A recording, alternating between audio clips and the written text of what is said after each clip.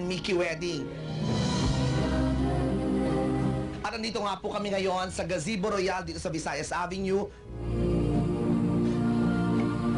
kung saan gaganapin ang kanilang wedding reception.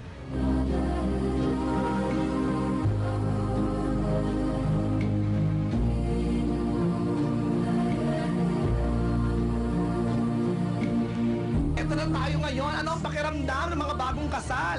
Kanina pareho kayong kinakabahan, pero ngayon, tapos na. Relieved kasi tapos na. So hindi ka natakot ako, Matet? Hindi. Ay, Mickey, kamusta? Okay lang. Ang gwapo mo pala. Papabol itong jowa mo, Day. Jackpot ka, ha? Sobra. Oo.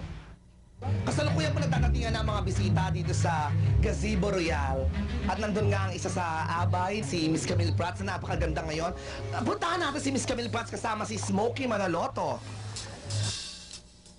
Hello, Camille. Hi, Moki. Hi, Jack. Kayo bang magka-partner kanina sa wedding? Oo. So, anong tawag sa, ano bang sponsor kayo? Hindi, bridesmaid ako. Ikaw ang bridesmaid. Si Moki, ano ka ba rito? Wala. Ano lang ako. Pumunta lang. Bisita, ayan. Ang mga malalapit kay Matet na mula sa showbiz, nagbigay ng kani-kanilang mga mensahe. I wish you well. Sana ang Diyos ang manaig sa inyong pagsasama. And good luck sa soon to come na baby ninyo. Siyempre, hindi pwedeng walang mga komplikasyon, walang mga problema. Dapat lagi lang merong Kristo sa gitna nilang dalawa. Hindi lang silang dalawa yung nagpakasali. Nasa gitna nilang Panginoon. Kaya, congratulations sa kanilang dalawa. At magkaroon sana sila ng maraming anak. Bigyan ako ng maraming apo. So now that she has found the right man, I could just wish they will start a new life, of course, and I hope and pray that God will bless their union and they will grow stronger in faith in the Lord, and for them to have all these beautiful children. Sana maging masaya sila. Natutuwa ako kanina sa wedding kasi all support, nakita mo kung gaano kadami yung pamilya ni Mickey. Talagang nagpapasalamat ako sa mami ni Mickey at sa daddy niya na talagang binigay nila talaga lahat yung makakaya nila para kay Matet.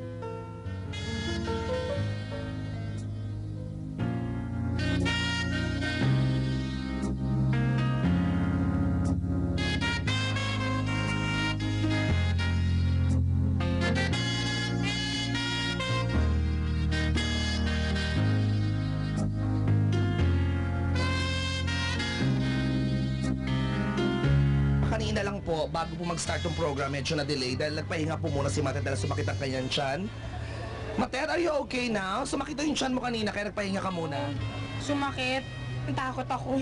Tension ba yan? Hindi, siguro yung siguro naninigas yung sangko ko.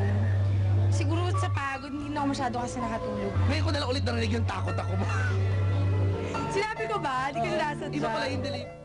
Happiness, good health, both of you. Love one another every day more and more. And just take care of each other. We love you guys.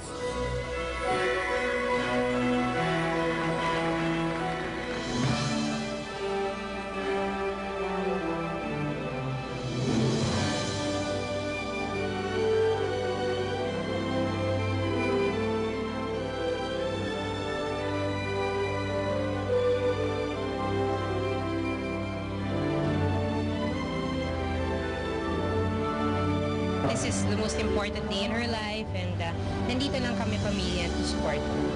At syempre, andito naman, ako napakaganda. Hello, Janine, right? Good luck with everything, and I hope she is happy.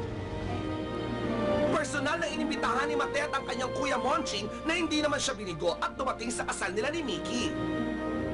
Magmahalan sila. And mag-grow sila together na. Hopefully, they have a good life together.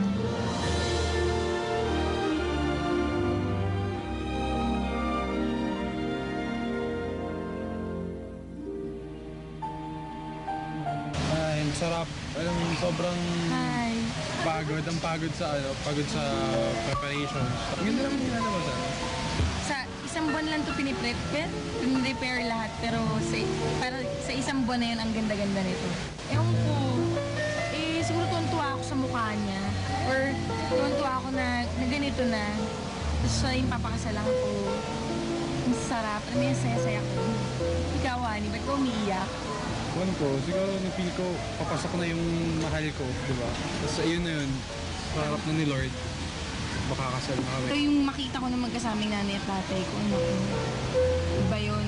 Iba yung saya ko. Yun, nakita mo sa kanya na sobrang happy niya, so parang nadadala ka na rin sa emotions. Ako promise ko, alagaan kita forever, tapos, ano ba, yung baby ko, tapos, magiging mabuti akong dad, tsaka asawa. Ito ba yung sabi mo, Han? Magiging mabuti akong asawa, tsaka mom. Tsaka pagsisilbihan kita buong buhay ko. Tsaka love kita forever. Forever, Han. Yun.